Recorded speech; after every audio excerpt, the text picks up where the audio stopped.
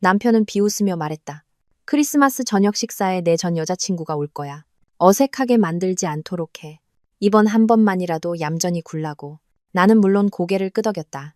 그의 말이 비수처럼 가슴에 꽂히지 않은 척하면서 그가 몰랐던 것은 나 역시 나만의 손님을 초대했다는 사실이었다. 초인종이 울렸을 때 그의 얼굴에서 핏기가 가셨고 방 안은 죽은 듯이 고요해졌다. 분위기 썰렁하게 만들지 마. 이번 한 번만이라도 얌전히 좀 있어. 권현주는 스마트폰에서 눈을 떼지도 않은 채 그렇게 말했다. 그저 위스키 잔을 들어 한 모금 더 마실 뿐이었다. 마치 내가 그의 드라이클리닝을 찾아오라고 상기시키는 것처럼 크리스마스 저녁 식사에 그의 전 여자친구를 초대해야 한다는 사실을 아무렇지 않게 통보했다. 나는 우리가 사는 한남동의 고급 아파트에서 행주를 든 채 서 있었다. 그가 거의 입에도 대지 않은 저녁 식사 접시를 설거지하느라 손은 아직 축축했다. 순간 나는 움직일 수도 숨을 쉴 수도 없었다.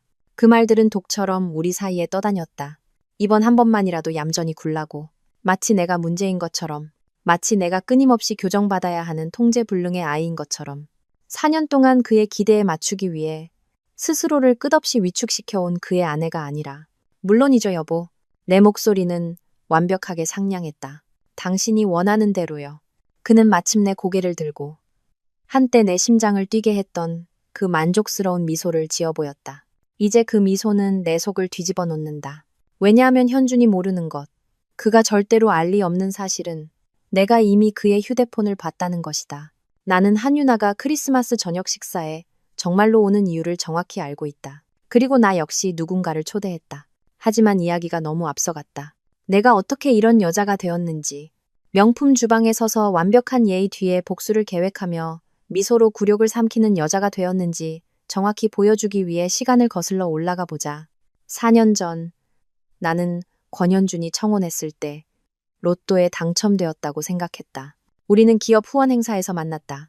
나는 얼음 조각상이 녹지 않도록, 샴페인이 계속 공급되도록, 자선 경매가 원활하게 진행되도록 행사를 총괄하고 있었다.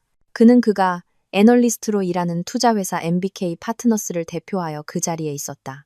맞춤 정장의 잘생긴 외모, 대대로 부유한 집안과 SKY 대학 학위에서 나오는 자신감. 마음만 먹으면 얼마든지 매력적일 수 있는 그는 마치 주식 포트폴리오를 관리하듯 집중적인 강도로 나에게 구애했다.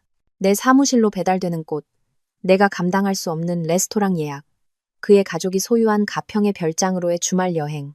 그는 내가 특별하고 선택받았으며 이 서울에서 나만이 중요한 여자인 것처럼 느끼게 했다. 6개월 후 그는 청혼했다. 그로부터 1년 후 우리는 그의 어머니가 마지막 디테일까지 계획한 결혼식장에서 결혼했다. 장소는 그의 부모님이 비용을 댔고 하객 명단에는 내 친구들보다 그의 동료들이 더 많았다. 그때 그 패턴을 알아차렸어야 했다. 하지만 나는 어렸고 그의 31살에 나는 26살이었다. 나는 그의 통제를 보살핌으로 그의 소유욕을 헌신으로 착각했다. 변화는 작고 미묘한 제안에서 시작되어 확고한 의견이 되었고 이내 무언의 규칙이 되었다. 업무 저녁 식사에 그 원피스는 좀 과한 거 아니야? 좀 더 보수적인 걸로 입는 게 어때? 내 친구들 좋은 애들이긴 한데 우리랑은 좀 수준이 안 맞는 것 같아. 우리 둘의 커리어에 모두 도움이 되는 관계를 만드는 데 집중하는 게 어때? 이벤트 기획은 싱글 여자들한테나 괜찮지. 이제 내 아내가 됐으니 일할 필요 없어. 우리 돈 때문에 일하는 거 아니잖아. 그리고 솔직히 아름아, 남의 생일 파티나 계획하는 게 진짜 커리어라고 하긴 좀 그렇지 않아? 마지막 말은 우리 결혼 8개월 차에 나왔다. 나는 3년 동안 일했던 부티크 회사에서 수석 코디네이터로 승진한 참이었다. 나는 내 일을 사랑했다. 창의력, 문제 해결, 완벽한 행사를 성공시켰을 때의 만족감. 하지만 현주는 퇴사를 업그레이드, 특권으로 포장했다. 집에 있어. 그가 말했다. 아파트 관리하고 내 아내가 되어줘. 그게 네가 원하는 거 아니야? 나는 좋은 아내가 되고 싶었다. 그가 나를 자랑스러워하길 바랐다. 그래서 나는 그만뒀다. 그로부터 3년이 지난 지금 나는 집이라기보다는 쇼룸처럼 느껴지는 이 아름다운 아파트에서 하루를 보낸다. 모든 것이 회색과 크림 색조다. 세련되고 성숙하며 비싸다. 내 취향이 아닌 현준의 취향이다. 나였다면 색을 선택했을 것이다. 따뜻한 테라코타, 깊은 푸른색. 생기가 넘치는 어떤 것이든. 하지만 현주는 유색 계열은 구식이고 촌스럽다고 했고, 그래서 우리는 그의 미학을 따랐다. 나는 현준의 동료들과 그 아내들을 위한 저녁 식사를 준비하고 집을 꾸미고 재정리하며 시간을 보낸다. 그 아내들은 항상 정중하고 친절하지만 거기에는 거리가 있다. 그들은 자신들의 커리어, 법률, 의료, 금융에 대해 이야기한다. 그러다 나에게로 고개를 돌려 내가 무슨 일을 하는지 묻고 나는 전업주부예요 라고 대답해야 한다. 그러면 그들의 표정에서 무언가 바뀌는 것을 본다. 동정일까 아니면 판단일까? 나는 결코 확신할 수 없다. 현주는 이제 대부분 밤늦게 귀가한다. 야근 때문에라고 말하지만 어떤 거래가 밤9시나 10시까지 그의 주의를 요구하는지는 절대 설명하지 않는다. 나는 묻지 않는 법을 배웠다. 한 번은 그가 정말로 그렇게까지 사무실에 있어야 하는지 물었다가 그의 목소리에 날이 섰다. 분노는 아니지만 경고처럼 느껴지는 그런 날카로움이었다. 아름아, 난 우리의 미래를 만들고 있는 거야. 이 생활이 저절로 유지되는 줄 알아? 이 아파트, 차, 내 신용카드, 누군가는 실제로 일을 해야지. 그래서 나는 묻는 것을 그만뒀다. 대신 나는 완벽한 아내가 되었다. 그가 문을 열고 들어오는 순간 저녁 식사가 준비되도록 배웠다. 아파트를 잡지에 나오는 것처럼 완벽하게 유지하는 법을 배웠다. 그가 선호하는 방식으로 옷을 입는 법을 배웠다. 그의 동료 아내들이 소송과 수술, 시장 동향에 대해 토론하는 동안 그의 업무 저녁 식사에서 미소 짓고 고개를 끄덕이는 법을 배웠다. 나는 나 자신을 더 작게 만드는 법을 배웠다. 오늘 밤은 다를 예정이었다. 10월 20일, 기념일도 생일도 아니지만 나는 뭔가 좋은 것을 하고 싶었다. 오후 내내 현준이 가장 좋아하는 음식을 준비했다. 레몬버터 소스를 곁들인 연어 스테이크, 파마산 치즈를 뿌린 아스파라거스 구이, 직접 만든 버섯솥밥. 나는 우리의 결혼 예물 식기 세트로 식탁을 차렸다. 그의 부모님이 주신 금태가 둘러진 하얀 자기. 나는 촛불을 켜고 와인 한 병을 열고 그가 좋아하던 네이비색 원피스를 입었다. 현주는 9시 14분에 문을 열고 들어왔다. 식탁은 거의 쳐다보지도 않고 곧장 혼바로 향했다. 그리고 그는 유나에 대해 말했다. 한유나, 대학 시절 사귀었던 전 여자친구. 우리를 만나기 전 2년 동안 사귀었던 그 여자. 나는 그녀에 대해 알고 있었다. 현주는 가끔 그녀를 언급했는데 항상 향수에 젖은 어조로. 마치 그녀가 내 마음속에서는 나와 다른 차지에 있다는 것을 분명히 하는 것 같았다. 유나는 기술 분야가 과대평가되었다고 생각해. 유나가 이 레스토랑을 추천했어. 유나는 대부분의 사람들이 이해하지 못하는 복잡한 금융상품을 항상 잘 이해했지. 몇 년 동안 질투심을 느꼈지만 나는 그것을 억눌렀다. 그녀는 미국 보스턴에서 유력 로펌의 파트너 변호사로 일하며 우리와는 완전히 분리된 삶을 살고 있었다. 그녀는 과거였다. 나는 현재였다. 그런데 이제 그녀가 서울로 돌아오고 현주는 그녀를 우리의 크리스마스 저녁 식사에 초대하고 싶어 한다. 나한테 중요한 사람이야, 아르마. 그는 마치 그것이 모든 것을 설명한다는 듯이 말했다. 우린 여전히 가까운 친구야. 연휴에 혼자 있을 텐데 우리가 챙겨주는 게 좋을 것 같아. 나는 대신 내 동생 다은이를 초대하자고 제안했다. 다은이는 방문하고 싶다고 계속 말해왔고 그녀의 아이들은 크리스마스에 서울을 좋아할 것이다. 하지만 현주는 즉시 그 제안을 묵살했다. 내 동생은 말이 너무 많아. 게다가 이건 그녀에 대한 얘기가 아니잖아. 유나가 서울로 돌아온다고. 그녀는 이제 우리 사교계의 일원이 될 거고 네가 이 문제에 대해 성숙하게 대처해줬으면 좋겠어. 그러고 나서 내 머릿속에 아직도 메아리치는 그 말이 나왔다. 어색하게 만들지 마. 이번 한 번만이라도 얌전히 굴라고. 한 번만이라도. 마치 내가 끊임없이 잘못 행동하고 항상 그를 당황하게 만들며 그가 굳이 설명하지도 않은 어떤 기준을 충족시키지 못하는 것처럼. 나는 미소 지으며 동의했다. 왜냐하면 그게 지금 내가 하는 일이니까. 그게 내가 된 모습이니까. 이틀 전밤 내가 그 여자 얘기를 그만두기 전까지는. 이틀 전밤 나는 잠을 이룰 수 없었다. 현주는 내 옆에서 코를 골고 있었다. 한쪽 팔이 내 침대 쪽으로 넘어와 있었고 그의 휴대폰은 협탁 위에서 계속 알림으로 빛나고 있었다. 보통은 무시한다. 업무 이메일, 시장 알림, 나와는 상관없는 것들. 하지만 그날 밤 무언가가 나를 보게 만들었다. 화면은 잠금 해제 상태였다. 미리 보기에 Y로부터 온 카카오톡 메시지가 보였다. 내일 빨리 보고 싶다. 너무 보고 싶었어. 심장이 미친 듯이 뛰기 시작했다. 나는 떨리는 손으로 휴대폰을 집어들고 메시지 창을 열었다. 내가 발견한 것은 나를 파괴했다. 몇 달치의 메시지. 수백 개. 현준과 유나는 그녀가 보스턴에 있는 내내 끊임없이 연락해왔다. 그들은 그의 출장 중에 만나왔다. 내가 짐을 싸주고 작별 키스를 해주고 의심의 여지 없이 집에 돌아온 그를 환영해줬던 바로 그 출장들. 메시지는 단순히 전 연인 사이의 다정한 안부 인사가 아니었다. 그것들은 친밀하고 노골적이었으며 그리움과 둘만의 농담, 함께할 미래에 대한 언급으로 가득했다. 유나, 보고 싶어. 빨리 같은 도시에 있었으면 좋겠다. 현준, 나도 그래. 떨어져 있는 거 정말 고문이었어. 이제 몇 주만 더 참으면 돼. 유나, 그녀는 뭐 의심하는 거 없어? 현준, 전혀. 아름이는 쿠션 고르고 저녁 파티 준비하는데 정신 팔려서 아무것도 눈치 못 채. 무해한 여자야. 무해하다. 그 단어는 계속해서 나타났다. 현주는 나를 무해하고 단순하고 다루기 쉽고 통제하기 쉽다고 묘사했다. 유나, 넌 항상 그녀가 단순하다고 했지. 현준, 맞아. 그래서 결혼한 거야. 다루기 쉽고 통제하기 쉬우니까. 너랑은 다르지. 넌 항상 나와 같은 수준이었잖아. 나는 어둠 속에서 메시지를 하나하나 읽으며 내 결혼 생활이 추악하고 계산적인 무언가로 변질되는 것을 지켜봤다. 현주는 나를 사랑해서 결혼한 것이 아니었다. 내가 감당할 수 있어서 결혼한 것이었다. 내가 그에게 도전하거나 경쟁하거나 너무 많은 것을 요구하지 않을 것이기 때문에. 나는 안전한 선택, 쉬운 선택, 단순한 선택이었다. 하지만 모든 것을 바꾼 것은 바로 3일 전에 가장 최근 메시지였다. 현준, 내일 아름이한테 크리스마스 얘기할 거야. 판을 까는 거지. 유나, 힌트를 알아들을까? 현준, 결국엔 알아듣겠지. 난 그녀가 이혼 소송을 시작하게 만들어야 해. 그래야 깔끔해. 내 변호사가 그러는데 그녀가 먼저 소송을 걸면 내가 피해자처럼 보인대. 게다가 혼전 계약서도 효력이 발생하고 그녀는 읽어보지도 않고 서명했어. 거의 아무것도 못 받아. 유나, 너 정말 못됐다. 현준, 난 현실적인 거야. 그리고 새해가 되면 그녀는 떠날 거고 우린 더 이상 숨을 필요 없어. 나는 휴대폰을 원래 있던 자리에 정확히 내려놓았다. 손은 완벽하게 안정되어 있었다. 몇 분 전에 느꼈던 상처는 다른 무언가로, 더 차갑고 더 위험한 무언가로 결정화되었다.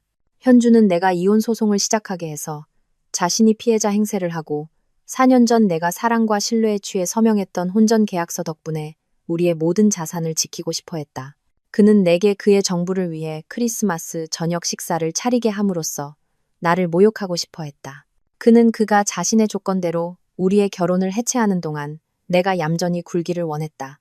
그는 내가 너무 단순해서 눈치채지 못할 것이라고, 너무 무해해서 반격하지 못할 것이라고 생각했다. 그는 틀렸다. 다음 날 아침, 나는 그가 가장 좋아하는 아침 식사인 에그 베네딕트를 만들었고, 그가 태블릿에서 눈을 떼지 않을 때 미소 지었다. 나는 그의 하루에 대해 물었고, 그의 무시하는 대답에 웃었다. 나는 완벽하게 그 역할을 해냈다. 왜냐하면 나는 이미 결심했기 때문이다. 현준이 게임을 하고 싶다면 나는 모든 규칙을 바꿀 것이다. 그날 오후 그가 일하러 간 사이 나는 그의 서재 금고에서 우리의 혼전 계약서를 꺼냈다. 4년 전 나는 그것을 읽어보지도 않고 서명했다. 너무 사랑에 빠져 있었고 너무 믿었기에 그 내용이 언젠가 필요할 것이라고는 생각조차 하지 못했다. 이제 나는 모든 단어를 읽었다. 조건은 잔인했다. 만약 내가 결혼 5년 이내에 이혼 소송을 제기하면 나는 7천만 원을 받고 그 외에는 아무것도 받지 못한다. 아파트에 대한 권리도 없고 계약금은 할머니에게서 받은 내 유산에서 나왔음에도 불구하고 위자료도, 그의 퇴직연금이나 투자 포트폴리오 지분도 없다.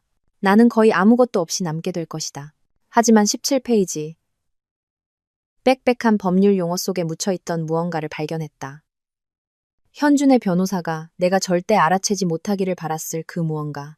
유책사유 조항.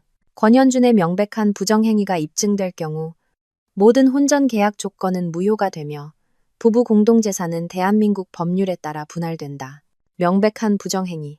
나는 그 혼전 계약서의 모든 페이지를 사진으로 찍어 내가 만든 비밀 계정으로 이메일을 보냈다. 그러고 나서 서류를 원래 있던 자리에 정확히 돌려놓았다.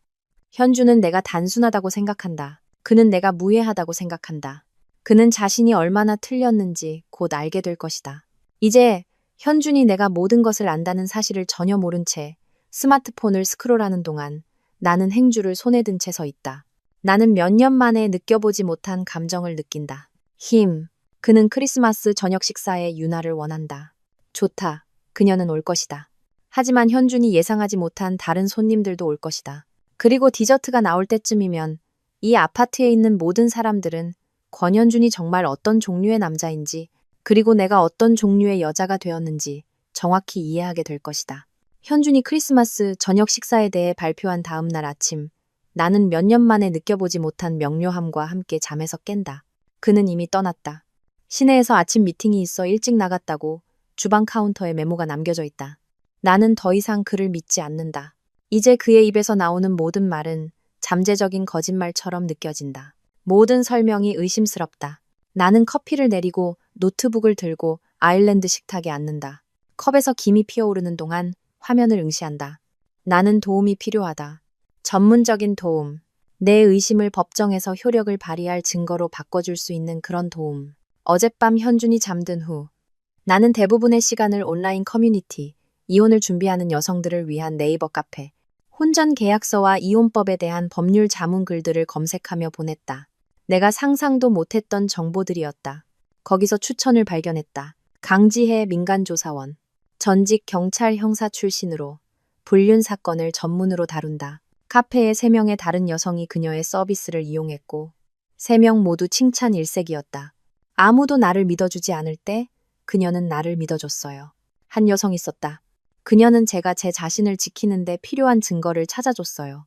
나는 망설일 틈도 없이 강지혜에게 이메일을 보낸다. 간결하고 핵심만. 남편의 외도를 입증해야 합니다.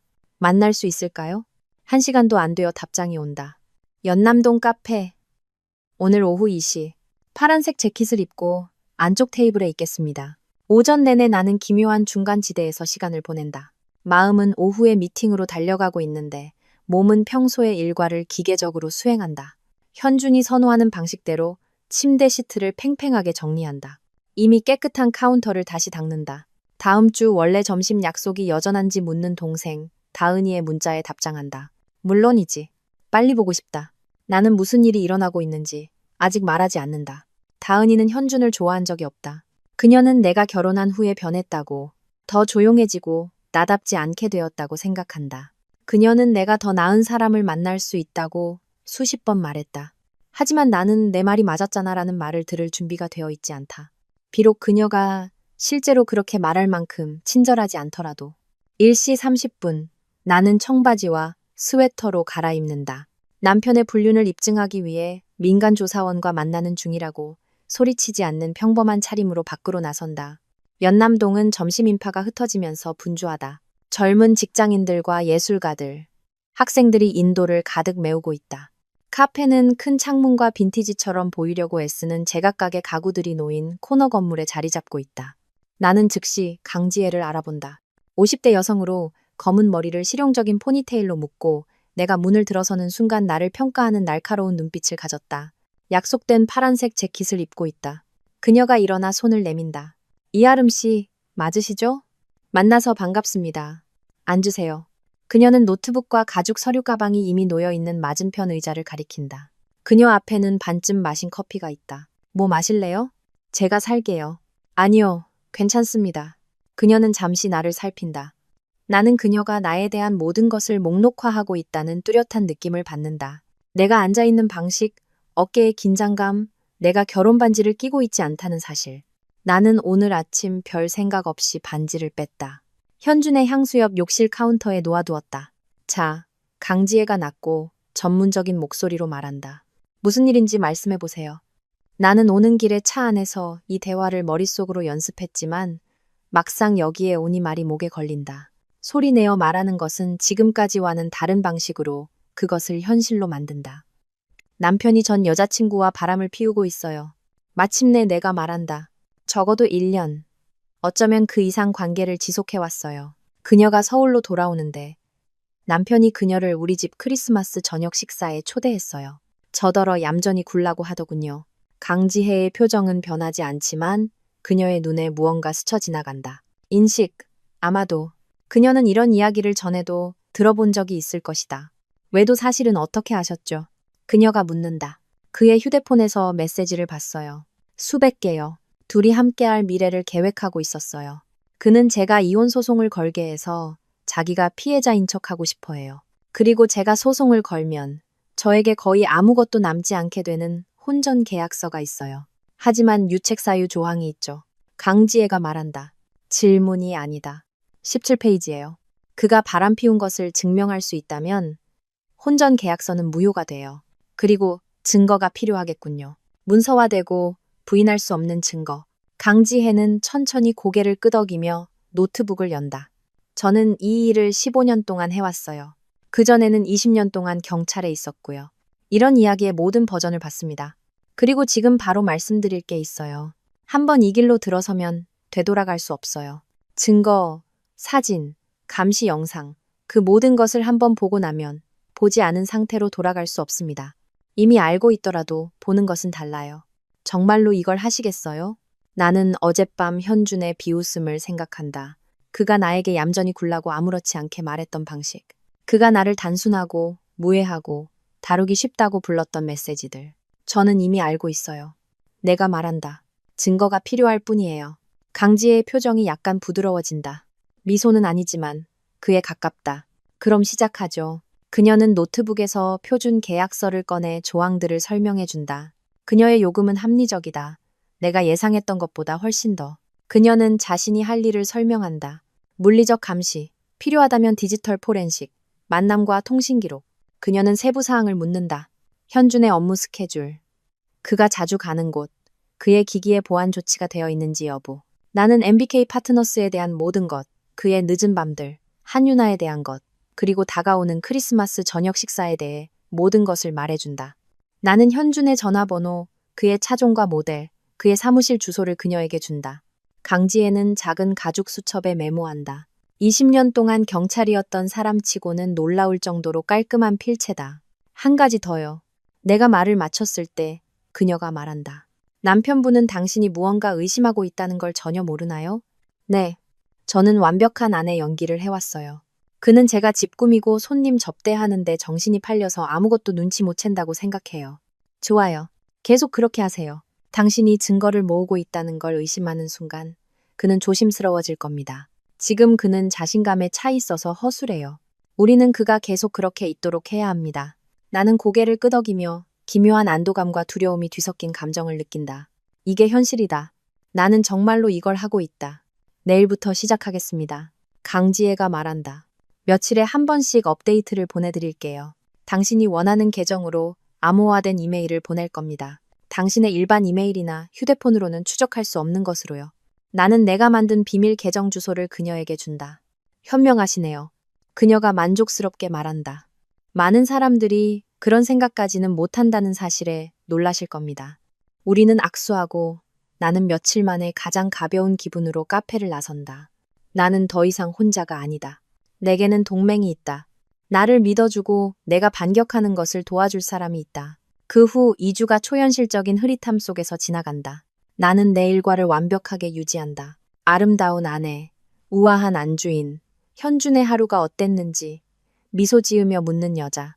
비록 나는 그의 하루가 정확히 어땠는지 알지만 강지혜는 3일에 한 번씩 업데이트를 보낸다. 첫 번째 이메일에는 현준과 유나가 시내의 신라호텔에서 만나는 사진이 담겨 있다. 그들은 로비바에 가까이 앉아 있고 그의 손은 그녀의 무릎 위에 있다. 타임스탬프는 목요일 오후 2시 15분을 가리킨다. 현준이 나에게 중요한 고객과 점심 식사가 있다고 말했던 바로 그 시간이다. 두 번째 이메일에는 영상이 있다. 강지혜는 그들을 삼성동의 한 주차장까지 따라갔고 그들은 현준의 차에 기댄 채 10대처럼 키스를 나눈 후 그가 차를 몰고 떠나고 그녀는 자신의 차에 탔다. 영상은 흐릿하지만 충분히 명확하고 부인할 수 없다. 세 번째 이메일에는 금융 기록이 담겨 있다. 강지혜에게는 현준의 개인 신용카드 내역을 뽑아낼 수 있는 정보원이 있다. 내가 사용할 권한이 없는 바로 그 현대 블랙카드. 청구 내역은 하나의 이야기를 들려준다. 티파니에서 산 보석, 내가 가본 적 없는 비싼 레스토랑에서의 저녁 식사, 현준이 부산에서 학회가 있다고 주장했던 기간에 있었던 강릉의 한 리조트에서의 주말 숙박. 나는 영수증을 보며 아무것도 느끼지 못한다. 상처는 타버렸고 차가운 계산으로 대체되었다. 이것은 탄약이다. 이것은 지렛대다. 이것은 힘이다. 하지만 모든 것을 바꾼 것은 강지혜의 네 번째 이메일이다. 전화 주세요. 아셔야 할 것을 찾았습니다. 나는 현준이 출근할 때까지 기다렸다가 그녀의 번호로 전화를 건다. 한유나 MBK 파트너스에서 일해요. 강지혜가 서두 없이 말한다. 당신 남편과 같은 회사예요. 3개월 전에 입사했어요. 속이 철렁 내려앉는다. 그들은 동료다. 그 이상으로 그는 파트너 승진을 앞두고 있다. 그리고 아름씨, 다른 게 있어요. 강지혜가 잠시 멈춘다. 전체적인 그림을 파악하기 위해 그녀도 미행했어요. 그녀는 당신 남편 말고 다른 사람도 만나고 있어요. 네, 장태진, MBK 파트너스의 창립 파트너. 결혼했고 아이가 셋이에요. 지난주에 그들이 청담동 밍글스에 함께 있는 사진을 찍었어요. 그 2주 전에는 페닌슐라 호텔에서 만났고요. 그녀는 둘 다 가지고 놀고 있는 거예요. 나는 의자에 주저앉아 머릿속이 복잡해진다. 유나는 단순히 현준의 정부가 아니다. 그녀는 여러 명의 남자와 동시에 관계를 맺으며 두 남자를 모두 이용해 자신의 경력을 발전시키고 있다. 그녀의 통화 기록을 좀 파봤어요. 강지혜가 말을 잇는다. 보안이 허술해요. 모든 것에 같은 비밀번호를 쓰고 2단계 인증도 안 해놨더군요. 그녀와 장태진이 주고받은 문자 메시지를 좀 뽑아냈어요. 보내드릴까요? 네. 문자들은 10분 후에 도착했고 그것들은 치명적이었다. 유나는 현준을 절박하고 집착한다고 부른다. 그녀는 장태진에게 현준은 장태진이 아내와 헤어지기를 기다리는 동안 편리한 기분 전환용이라고 말한다.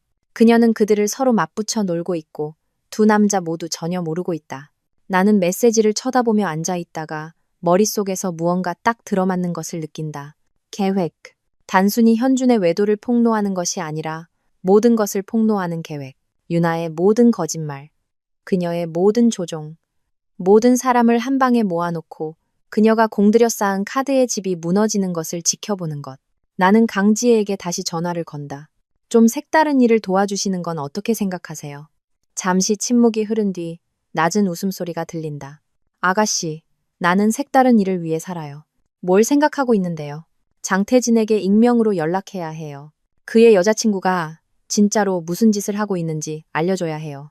당신의 그 크리스마스 저녁 식사에 그를 초대하고 싶다는 건가요? 정확해요. 그의 아내와 함께요. 그녀도 알 자격이 있잖아요. 대담하네요. 강지혜가 말한다. 동시에 기발할 수도 있고요. 하지만 철저한 증거가 필요할 거예요. 증거 없이는 당신을 믿지 않을 겁니다. 그 문자들 스크린샷 좀 받을 수 있을까요? 그 외에 찾은 것도요? 그것보다 더 잘할 수 있어요. 전체 파일을 편집해 드릴게요. 사진, 영수증, 그들의 불륜 타임라인, 모든 것을요.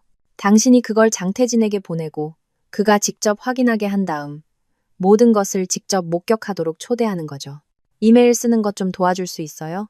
추적 불가능하게요. 물론이죠. 다시 한번 만나서 계획을 세웁시다. 이건 좀 준비가 필요하겠네요. 전화를 끊은 후 나는 창가로 걸어가 아래의 한남동을 내려다본다. 가족들이 개를 산책시키고 커플들이 조깅을 한다. 도시는 내 삶이 곧 폭발하고 새로운 무언가로 재건될 것이라는 사실을 전혀 모른 채 제 갈 길을 가고 있다. 현주는 내가 무해하다고 생각한다. 그는 크리스마스 저녁 식사가 우리 결혼의 종말의 시작이 될 것이라고 생각한다.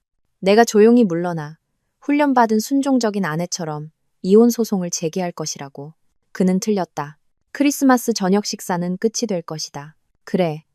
하지만 그가 예상하는 결말은 아닐 것이다. 나는 3일 후 다른 장소에서 강지혜를 다시 만난다. 우리가 엿들을 염려 없이 일할 수 있는 조용한 도서관. 내가 도착했을 때 그녀는 이미 와 있었고 노트북을 열고 인쇄된 서류 더미를 옆에 둔 채 코너 테이블에 앉아 있었다. 모든 걸 정리해놨어요. 내가 앉아 그녀가 조용히 말한다. 사진, 신용카드 내역서, 통화 기록, 만남 타임라인. 완벽해요. 그녀는 테이블 너머로 폴더를 밀어준다. 나는 그것을 열고 내 결혼 생활이 잔인한 디테일로 기록된 것을 본다.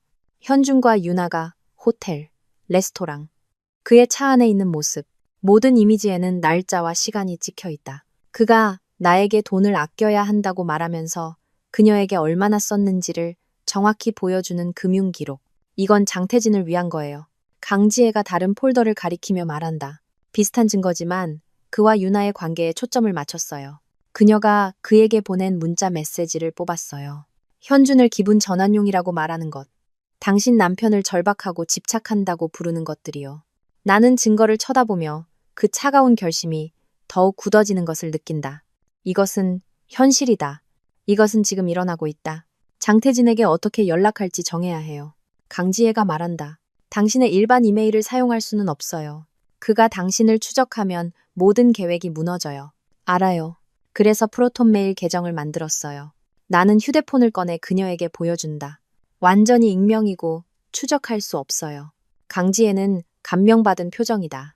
공부를 많이 하셨네요. 잠 못 이루는 밤이 많았어요. 우리는 다음 1시간 동안 함께 이메일을 작성한다. 형사로서의 강지혜의 경험이 드러난다. 그녀는 위협적이지 않으면서도 설득력 있게 말을 어떻게 구성해야 하는지, 장태진이 진지하게 받아들일 정보를 어떻게 제시해야 하는지 정확히 알고 있다. 최종 버전은 다음과 같다.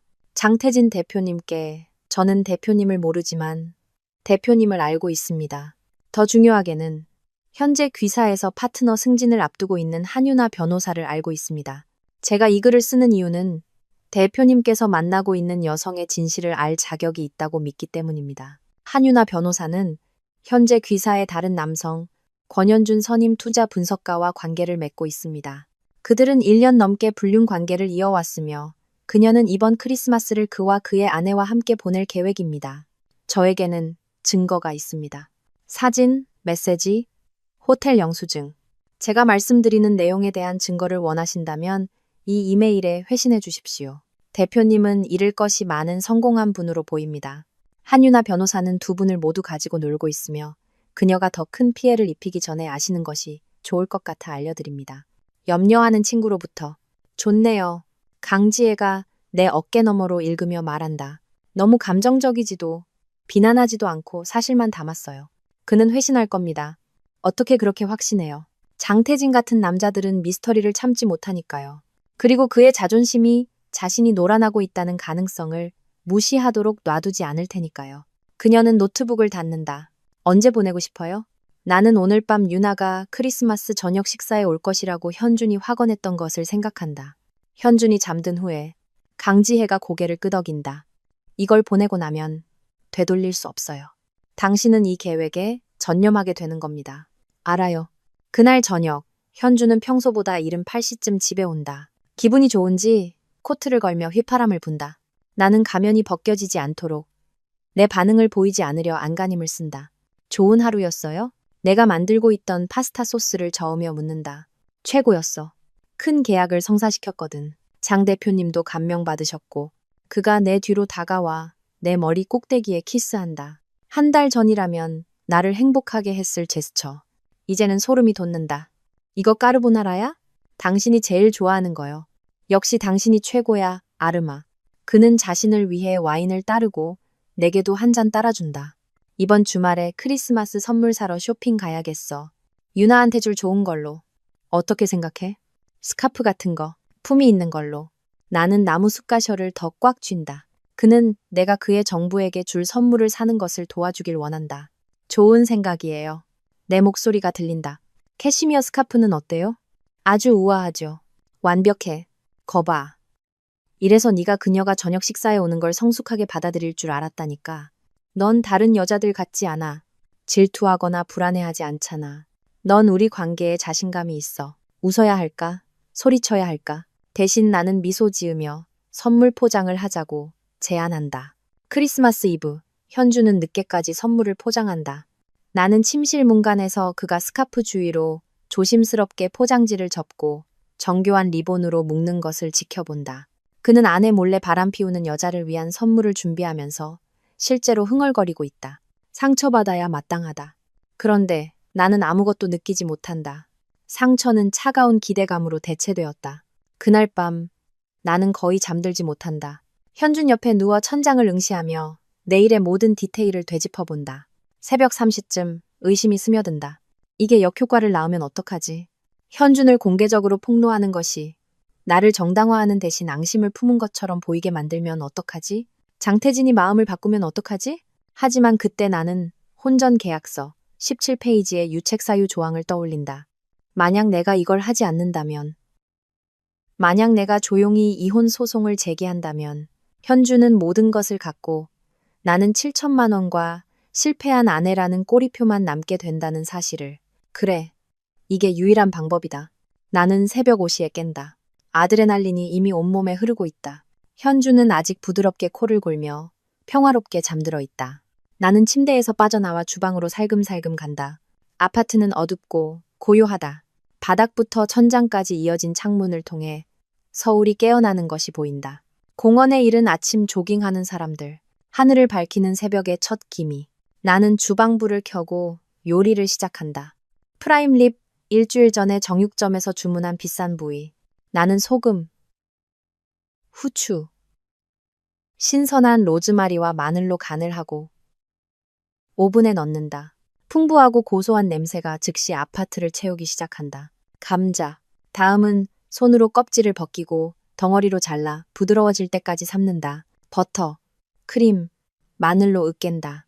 내 손은 자동적으로 움직인다. 현준이 거의 인정하지 않았던 식사를 수년간 요리해온 근육 기억. 브리셀 스프라우트, 베이컨, 발사믹 글레이즈. 어제 사서 조심스럽게 보관해둔 빵집의 신선한 롤. 모든 것이 완벽해야 한다. 이것이 내가 현준의 아내로서 요리하는 마지막 식사다. 내가 이 역할을 연기하는 마지막 시간.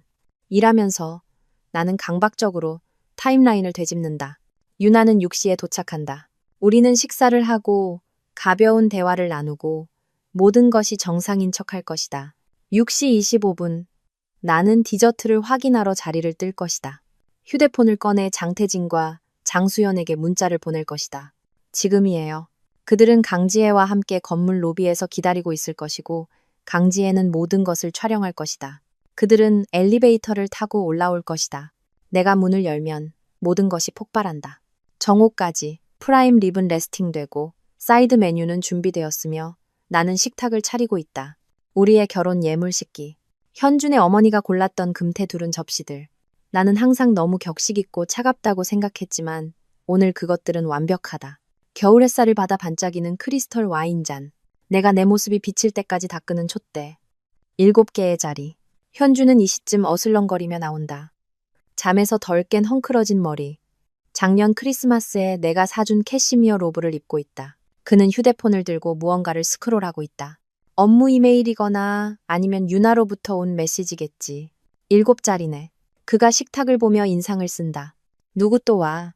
심장이 쿵 내려앉지만 나는 태연한 목소리를 유지한다. 아, 그냥 다은이. 초대하지 말라고 했지만 크리스마스잖아. 이해해 줄 거라고 생각했어. 그는 짜증은 났지만 의심하지는 않는 채로 한숨을 쉰다. 알았어 뭐. 그냥 걔한테 개인적인 질문은 최소한으로 하라고 해. 유나한테 일에 대해 꼬치꼬치 캐묻거나 분위기 어색하게 만드는 거 원치 않아. 물론이지. 내가 부드럽게 말한다. 모든 게 순조롭게 진행되도록 할게. 그는 다른 2자리에 대해서는 묻지 않는다. 내가 왜 평범한 저녁 식사를 위해 이렇게까지 수고를 했는지 궁금해하지 않는다. 그는 내 순종에 너무나 자신감이 넘치고 내 단순함에 너무나 확신에 차 있어서 아무것도 의심하지 않는다. 그가 침실로 다시 사라진 후 나는 식당에 홀로 서서 그 7개의 자리를 응시한다. 몇 시간 후 7명의 사람들이 이 식탁에 앉을 것이다. 그들의 삶이 완전히 바뀔 7명의 사람들. 현주는 자신이 통제하고 있다고 생각한다. 그는 오늘 밤이 정확히 그가 계획한 대로 진행될 것이라고 생각한다. 그의 순종적인 아내가 안주인 역할을 하는 동안 그의 똑똑한 전 여자친구를 뽐낼 수 있는 멋진 저녁 식사. 그는 이것이 종말의 시작이라고. 그가 모든 것을 갖고 떠나는 이혼의 서막이라고 생각한다. 그는 틀렸다. 5시 30분. 다은이가 일찍 도착한다. 그녀는 문에서 나를 껴안고 나는 그녀의 긴장감을 느낄 수 있다. 알았어. 도대체 무슨 일이야? 그녀가 다급하게 속삭인다. 몇 주 동안 이상했고 이제 현준 오빠 전 여자친구랑 크리스마스 저녁 식사를 한다고? 언니, 이건 언니답지 않아. 나는 현준이 아직 침실에 있는지 확인하기 위해 어깨 너머로 힐끗 본다. 아직 다 설명할 수는 없어. 그냥 무슨 일이 생기기 시작하면 휴대폰으로 녹화 시작해. 그리고 무슨 일이 있어도 멈추지 마. 그녀의 눈이 커진다. 뭘 녹화하라고, 언니. 나를 믿어줘. 제발. 그녀는 오랫동안 내 얼굴을 살피더니 천천히 고개를 끄덕인다. 알았어. 언니를 믿어. 다은이는 현준을 좋아한 적이 없다. 그녀는 내가 결혼한 후 변했다고, 더 조용해지고, 자신감이 없어지고, 더 미안해한다고 생각했다. 그녀는 내가 더 나은 대우를 받을 자격이 있다고, 현준이 나를 아내라기보다는 직원처럼 대한다고 수십 번 말했다. 오늘 밤, 그녀는 내가 결혼한 남자가 정확히 어떤 종류의 인간인지 보게 될 것이다. 현준은 5시 50분에 침실에서 나온다. 아마 내가 예전에 일주일 동안 벌던 것보다 더 비쌀 헌터 그린 캐시미어 스웨터를 입고 있다. 그의 머리는 완벽하게 스타일링 되었고 그의 향수는 비싸고 은은하다. 그는 다은이를 거의 쳐다보지도 않는다. 메리 크리스마스. 메리 크리스마스, 형부. 다은이가 조심스럽게 중립적인 톤으로 말한다. 나는 그녀의 턱이 굳어지는 것을, 그녀가 와인잔을 꽉 쥐는 방식을 본다. 그녀는 아직 무슨 일이 벌어질지 알지도 못하면서 이미 나를 대신해 화가 나 있다. 정확히 오후 6시 초인종이 울린다. 현주는 거의 자리에서 벌떡 일어난다. 그는 스웨터를 매만지고 손으로 머리를 쓸어 넘기고 내가 몇 년 동안 나에게서는 본 적 없는 열의를 가지고 문으로 향한다. 나는 주방에 머물러 있다. 손은 카운터 가장자리를 꽉 쥐고 있다. 이제 시작이다. 연기가 시작된다. 나는 현준의 목소리를 듣는다. 따뜻하고 친밀한. 유나야, 왔구나. 그리고 여자의 목소리. 똑같이 따뜻한. 물론이지. 메리 크리스마스. 발소리, 코트를 벗는 바스락거리는 소리. 나는 심호흡을 하고 내가 의도적으로, 대담하게 현준이 결코 입으라고 제안한 적 없는 빨간 드레스를 매만지고 거실로 걸어나간다. 한유나는 사진에서 본 그대로 아름답다. 키가 크고 아마 175cm는 될 것이고 완벽한 웨이브로 스타일링된 검은 머리를 가졌다. 그녀는 아마 100만 원은 좋게 넘을 크림색 캐시미어 스웨터와 그녀를 위해 만들어진 것처럼 딱 맞는 맞춤 검은 바지를 입고 있다. 그녀의 부츠는 초콜릿색 가죽으로 비싸고 우아하다. 그녀는 와인 한 병을 들고 있다. 라벨을 보니 최소 10만 원은 넘는 것이다. 그리고 현준의 이름이 수놓아진 선물 가방도 있다. 그녀의 모든 것이 성공, 자신감, 통제를 외치고 있다. 현준아. 그녀가 그를 껴안고 나는 그녀의 손이 그의 등에 아주 잠시 더 머무는 것을 본다. 미묘하지만 나는 본다. 다은이도 본다. 나는 곁눈질로 그녀의 표정을 보고 그녀는 와인잔을 던질 준비가 된 것처럼 보인다. 유나가 나에게로 돌아서고 그녀의 미소는 따뜻하지만 평가적이다. 아름씨 맞으시죠? 이렇게 아름다운 집에 초대해 주셔서 정말 감사해요. 가까이서 보니 나는 그녀의 따뜻함 뒤에 있는 계산을 볼 수 있다. 그녀는 나를 파악하려 하고 내가 위협적인지 판단하려 한다. 그녀의 눈은 내 드레스, 내 자세를 빠르게 훑으며 의심이나 질투의 흔적을 찾는다. 그녀는 아무것도 찾지 못한다. 나는 이것을 너무 잘 연습했다. 물론이죠. 내가 그녀의 코트를 받으며 말한다. 현준 씨에게서 말씀 많이 들었어요. 드디어 제대로 뵙게 되어 정말 기쁘네요. 제가 더 기쁘죠. 그녀가 나에게 와인을 건넨다. 부르고뉴 좋아하셨으면 좋겠네요. 분명 완벽할 거예요. 나는 그녀의 코트를 옷장에 걸고 돌아섰을 때 현준과 유나는 이미 업무 관련 이야기로 깊은 대화에 빠져 있다. 다은이는 간신히 혐오감을 감추며 그들을 지켜보고 있다. 저녁 식사하러 앉을까요? 내가 밝게 제안한다. 모두가 식탁으로 이동한다. 현주는 유나의 의자를 빼준다. 그가 적어도 2년 동안 나에게는 해준 적 없는 제스처. 그녀는 우아하게 앉아 식탁보 위로 손을 쓸어내리며 식기 세팅을 감상한다. 모든 게 정말 아름다워요. 아름씨, 그녀가 말한다. 정말 솜씨가 좋으시네요. 고마워요. 오늘 밤을 특별하게 만들고 싶었어요. 그리고 나는 진심으로 말한다. 이 밤은 우리 모두 절대 잊지 못할 밤이 될 거예요. 나는 수십 번의 식사를 주최해 온 사람의 숙련된 효율성으로 주방과 식당을 오가며 저녁 식사를 내기 시작한다. 프라임 립은 완벽하게 썰렸고 으깬 감자와 브리셀 스프라우트와 함께 접시에 담겼다. 모든 것이 딱 맞게 배열되었다. 유나는 감사하는 미소로 접시를 받는다. 정말 맛있어 보여요, 아름씨. 주방 솜씨가 정말 뛰어나시네요. 그 경멸은 미묘하지만 명백하다. 주방 솜씨가 뛰어나다. 마치 그것이 내 능력의 정점인 것처럼. 마치 요리가 내가 제공할 수 있는 유일한 가치 있는 것인 것처럼. 고마워요. 내가 부드럽게 말한다. 연습할 기회가 많았어요. 현주는 이미 프라임 립을 자르고 있다. 다른 사람들이 모두 음식을 받을 때까지 기다릴 생각도 없다. 유나는 재미있다는 듯 그를 본다. 내가 모르는 둘만의 농담. 다은이는 침묵하고 있다. 포크는 접시 위에 멈춰 있고 그녀의 눈은 마치 테니스 경기를 보는 것처럼 현준과 유나 사이를 오간다. 그런데 아름 씨, 유나가 와인을 한 모금 마시며 말한다. 현준 씨가 예전에 이벤트 기획일 하셨다고 하던데요. 그것이다. 첫 번째 공격. 그녀는 자신이 무슨 짓을 하는지 정확히 알고 있다. 네, 했었어요. 내가 내 자리에 앉으며 말한다. 결혼하기 전에요. 어머, 재미있었겠네요. 그녀의 열정은 연극적이다. 어떤 종류의 행사요? 아이들 생일 파티나 기업 행사 같은 거요? 현준이 실제로 웃는다. 내 손이 와인잔 주위로 굳어지게 만드는 짧고 무시하는 소리. 다은이의 포크가 접시에 부딪히는 소리가 난다. 주요 기업 행사들을 총괄했어요. 다은이가 날카롭게 말한다. 제품 출시회, 후원 행사, 서울 최고의 부티크 회사 중 하나에서 수석 코디네이터였어요. 유나의 미소는 흔들리지 않는다. 정말 인상적이네요. 하지만 결혼하면서 그만두셨군요. 현준 씨와 저는 제가 가정에 집중하는 것이 더 합리적이라고 결정했어요. 나는 수년간의 연습 끝에 거짓말을 매끄럽게 한다.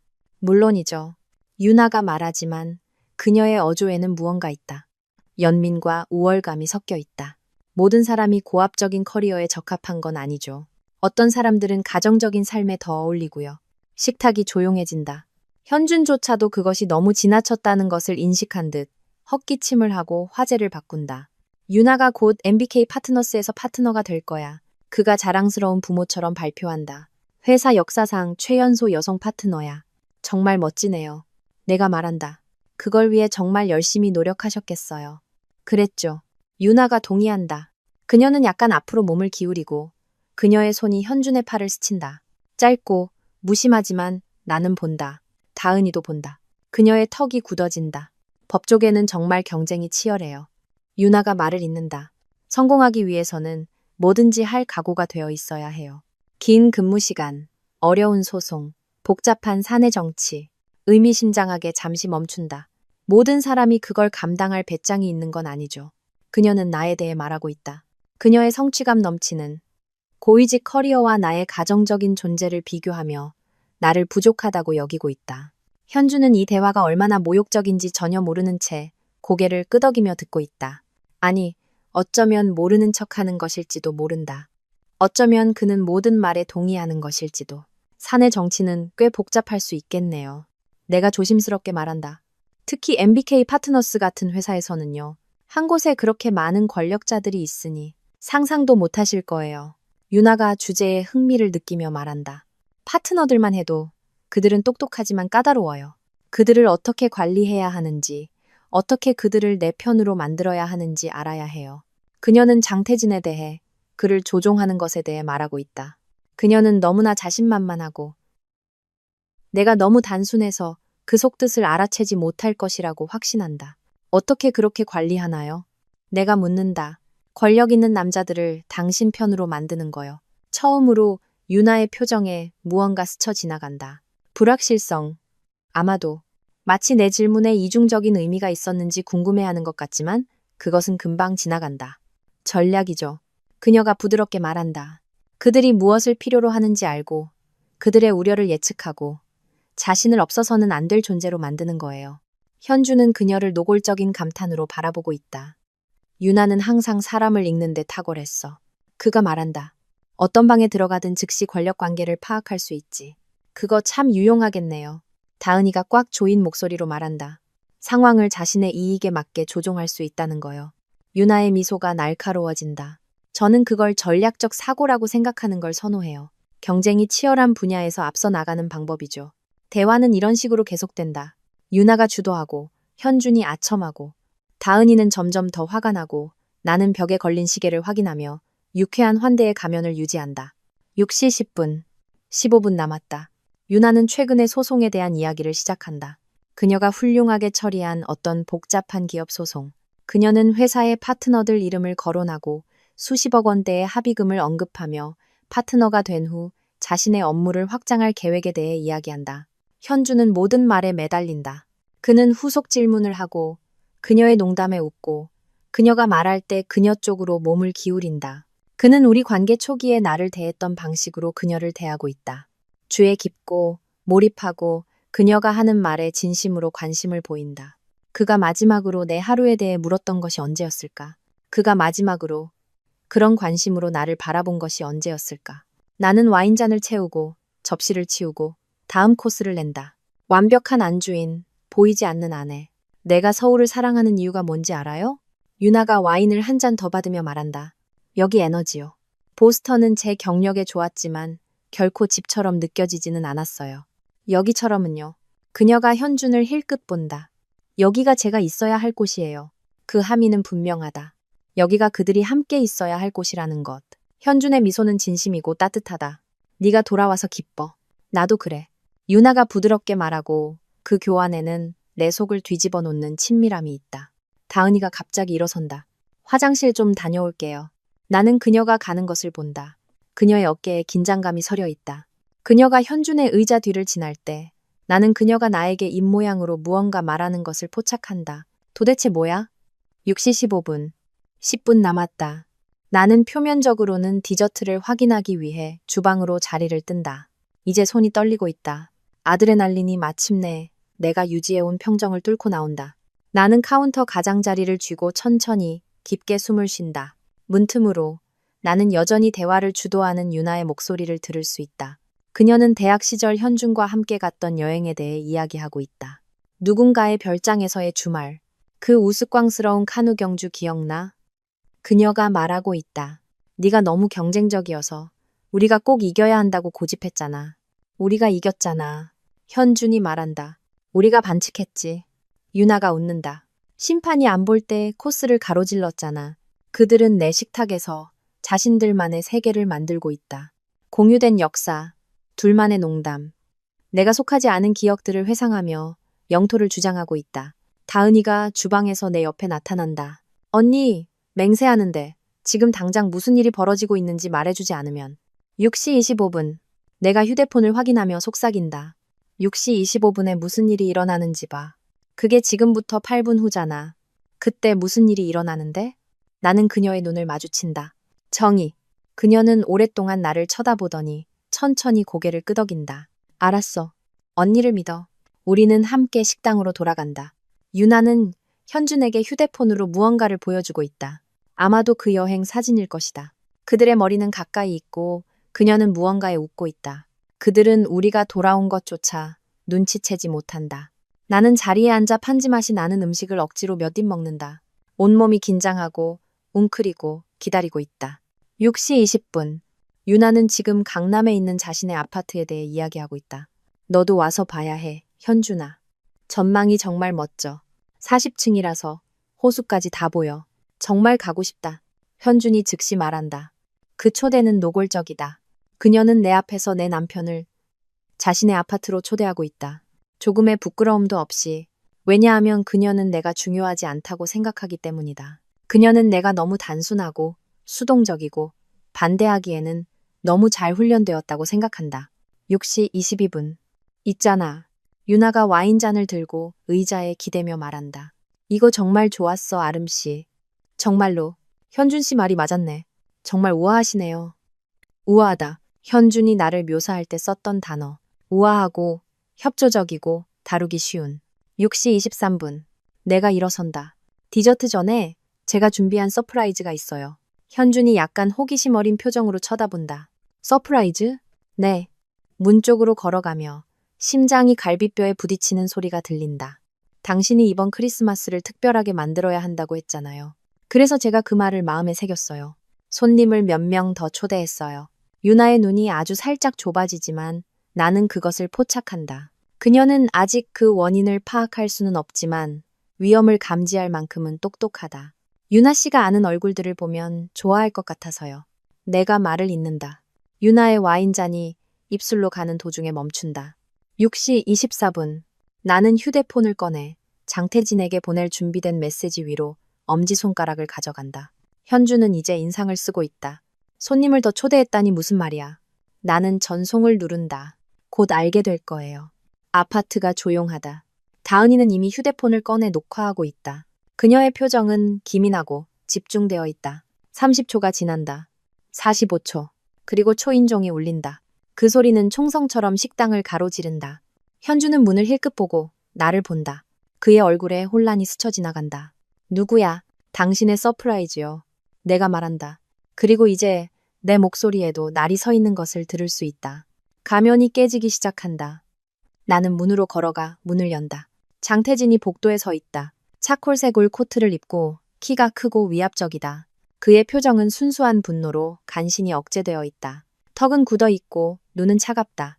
그의 뒤에는 은발의 금발머리와 얼음처럼 푸른 눈을 가진 50대 여성이 있다.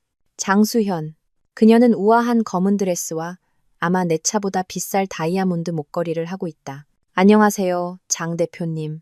내가 위험할 정도로 조용한 목소리로 말한다.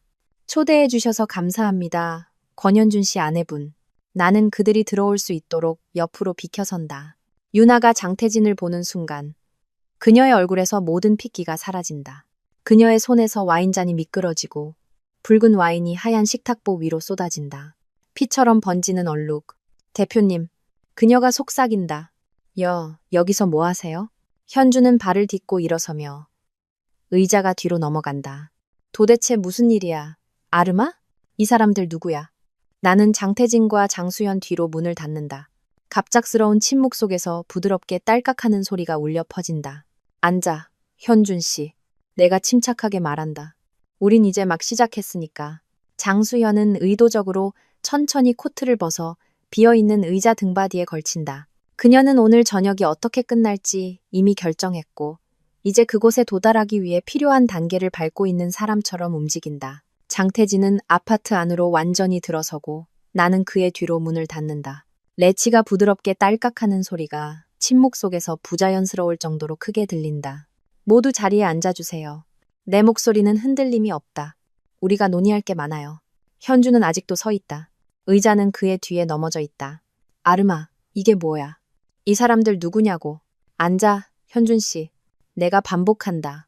그는 움직이지 않는다.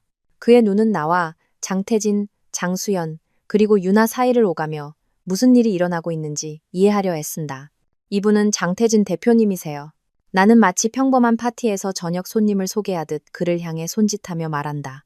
MBK 파트너스의 창립 파트너. 사실 당신 상사지. 나는 잠시 멈춘다. 그리고 당신 여자친구의 다른 남자친구이기도 하고.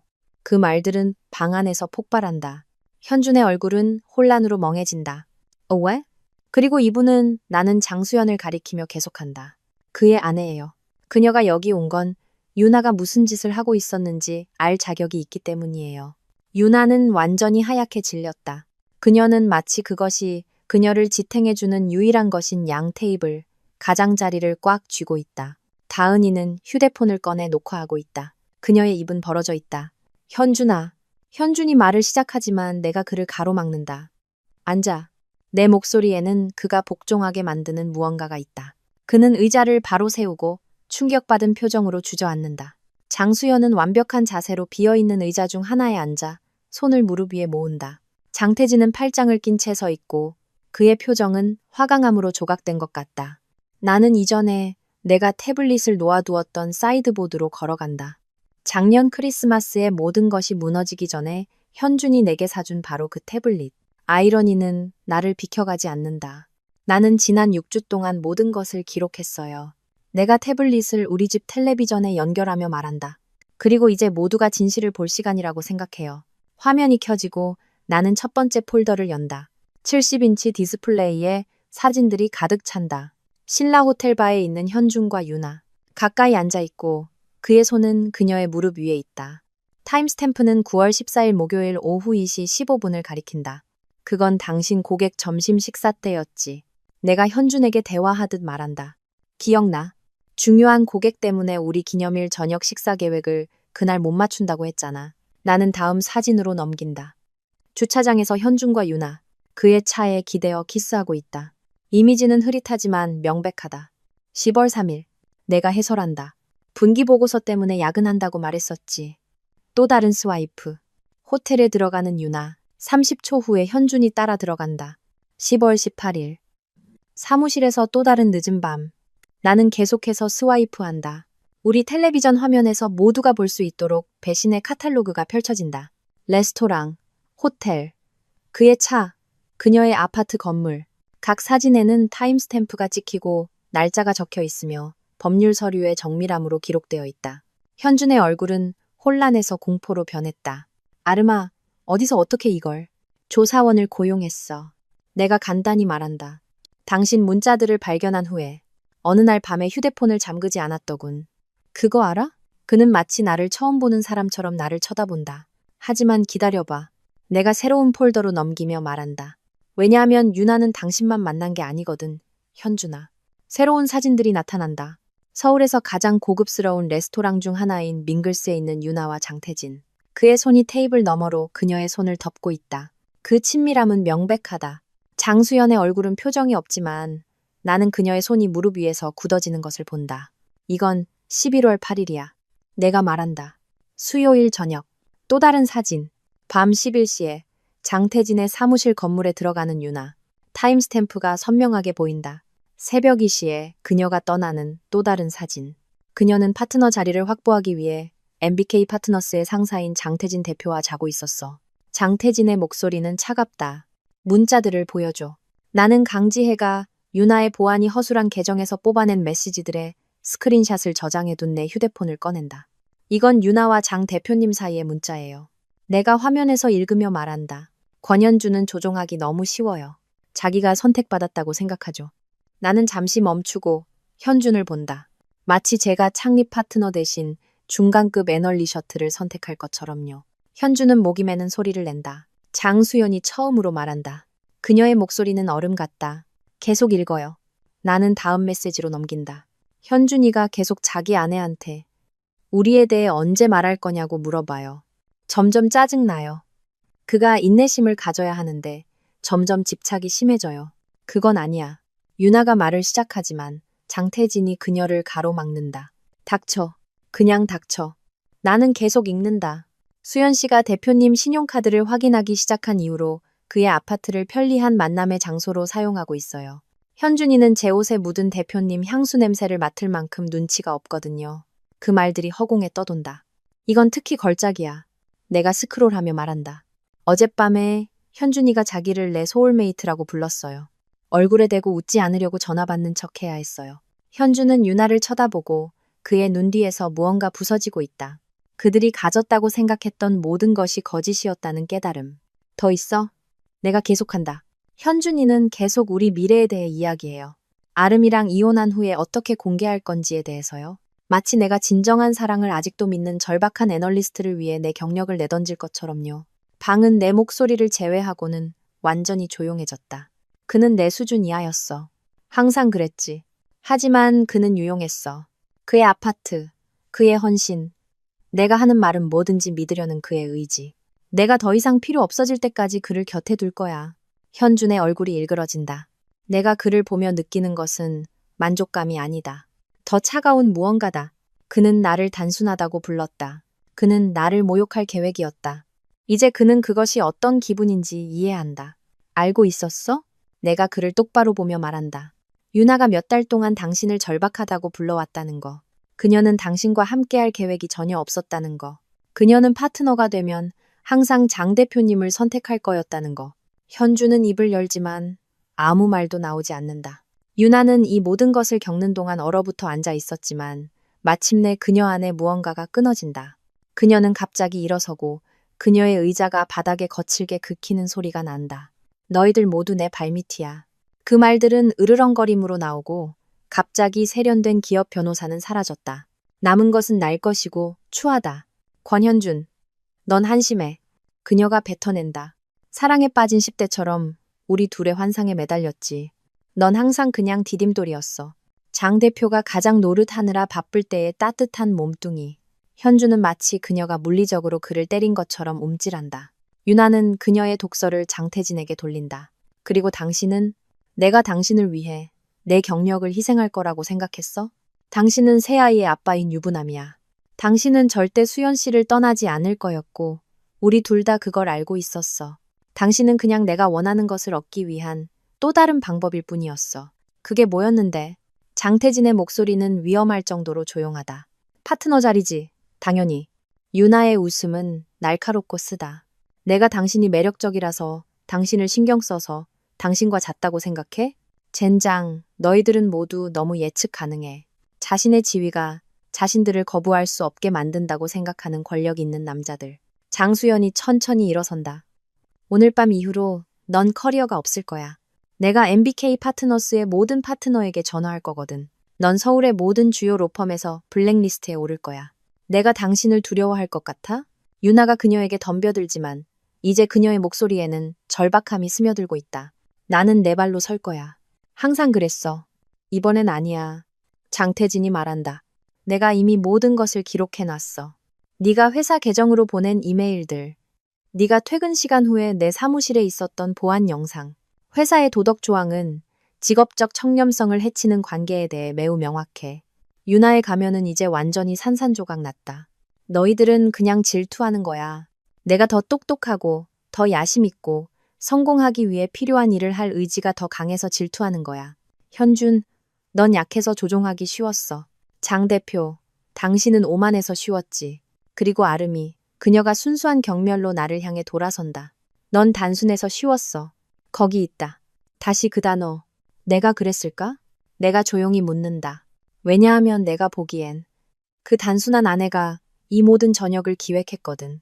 내가 모든 것을 기록했고 조사원을 고용했고 당신의 다른 희생자를 찾아내 그가 나를 돕도록 설득했어. 나는 이 저녁 식사를 분단위까지 계획했어. 그게 단순해 보여. 유나? 그녀는 대답이 없다. 나는 크리스마스 트리로 걸어가 오늘 아침에 거기에 숨겨두었던 장식 상자를 꺼낸다. 안에는 지난주에 김승희 변호사가 나를 위해 준비한 서류들이 들어있다. 현준 씨, 내가 식탁으로 돌아오며 말한다. 4년 전에 내가 서명했던 그 혼전 계약서 기억나? 그의 눈은 핏발이 섰지만 주에 깊게 나에게 초점이 맞춰진다. 내가 5년 이내에 이혼 소송을 제기하면 거의 아무것도 받지 못하게 되는 그거. 당신 변호사가 나를 함정에 빠뜨리기 위해 특별히 설계한 그거. 나는 상자를 열고 서류를 꺼낸다. 거기엔 유책 사유 조항이 있어. 17페이지. 내가 당신이 부정행위를 저질렀다는 것을 증명할 수 있다면 전체 혼전 계약서는 무효가 돼. 나는 그의 앞에 서류를 놓는다. 이건 이혼 서류야. 내 변호사가 월요일 아침 9시에 접수할 거야. 그리고 내가 수집한 증거들 덕분에 수개월간의 문자 메시지, 수십 장의 사진, 호텔 영수증, 금융기록, 그리고 전직 경찰 형사의 증언 덕분에 혼전 계약서는 더 이상 당신을 보호해주지 않아. 현주는 마치 외국어로 쓰인 것처럼 서류를 쳐다본다. 나는 모든 것의 절반을 갖게 될 거야. 내가 계속한다. 내 유산으로 구입한 이 아파트, 당신의 퇴직연금, 당신의 투자 포트폴리오, 당신의 저축, 그 모든 것이 대한민국 법에 따라 분할될 거야. 나는 강지혜가 카메라를 들고 모든 것을 기록하며 서 있던 문간을 가리킨다. 강지혜 씨, 전직 형사이자 현직 민간조사원이야. 그녀는 오늘 밤 모든 것을 목격했고 모든 것을 촬영했어. 전부 증거야. 현주는 나를 쳐다보고 나는 그가 무슨 일이 일어났는지 정말로 이해하는 순간을 본다. 네가 계획했구나. 그가 천천히 말한다. 이 모든 것을 네가 그들을 초대했어. 네가 우리를 폭로했어. 넌 이 모든 시간 동안 나를 속이고 있었던 거야. 당신이 나더러 얌전히 굴라고 했잖아. 내가 부드럽게 말한다. 그래서 그랬어. 나는 완벽하게 행동했지. 나는 미소 짓고 요리하고 당신의 업무 저녁 식사를 주최하고 순종적인 아내 역할을 하면서 당신이 나에게 한 모든 거짓말을 기록했어.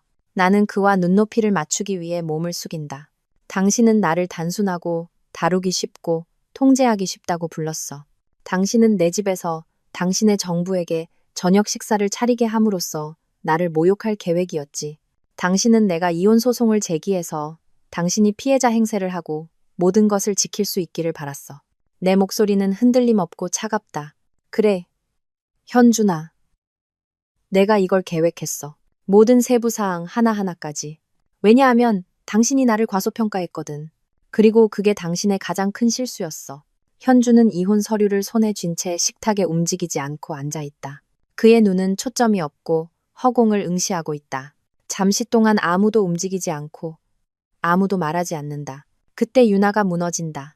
그녀는 떨리는 손으로 옷장에서 코트를 움켜쥐고 입을 생각도 하지 않은 채 가슴에 꼭 껴안고 문으로 달려간다. 그녀의 비싼 힐이 마룻바닥에 미친 듯이 부딪히며 아파트를 통해 날카롭고 공황에 빠진 소리가 울려 퍼진다. 문이 그녀 뒤로 쾅 닫히고 우리는 그녀가 엘리베이터를 향해 복도를 비틀거리며 내려가는 소리를 듣는다. 장태진은 천천히 일어선다. 그의 움직임은 통제되어 있지만 그의 얼굴은 돌로 조각되어 있다.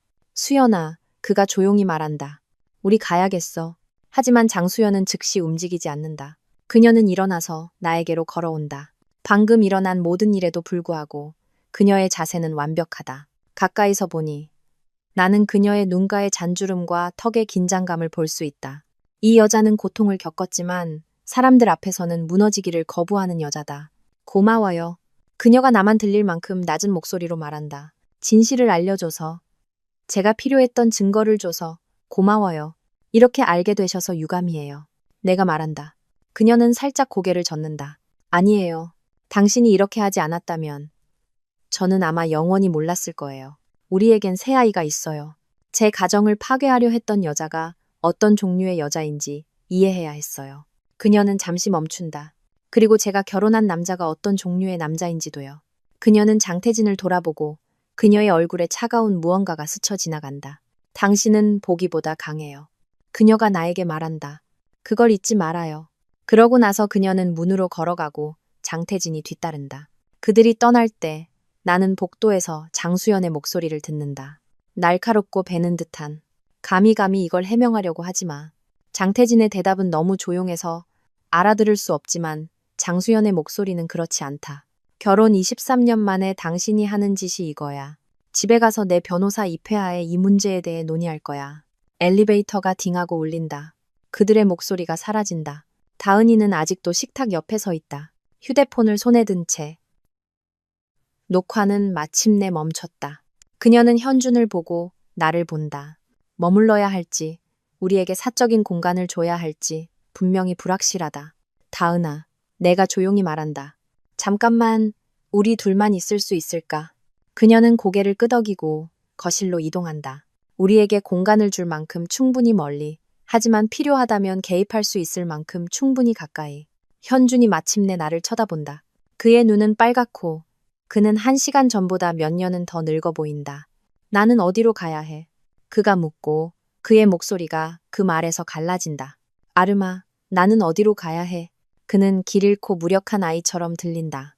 내 안의 일부, 내가 자랑스럽지 않은 작은 일부가 그를 위로하고 싶어 한다. 4년간의 조건화는 하룻밤에 사라지지 않는다. 4년 동안 그의 필요를 우선시하고 그의 문제를 무마하고 그의 스트레스에 더하는 대신 해결책이 되어 주었던 시간들. 하지만 나는 그 충동을 억누른다. 당신이 어디로 가든 상관없어. 내가 말한다. 이 아파트는 내 거야. 월요일까지 당신 물건 챙겨나가.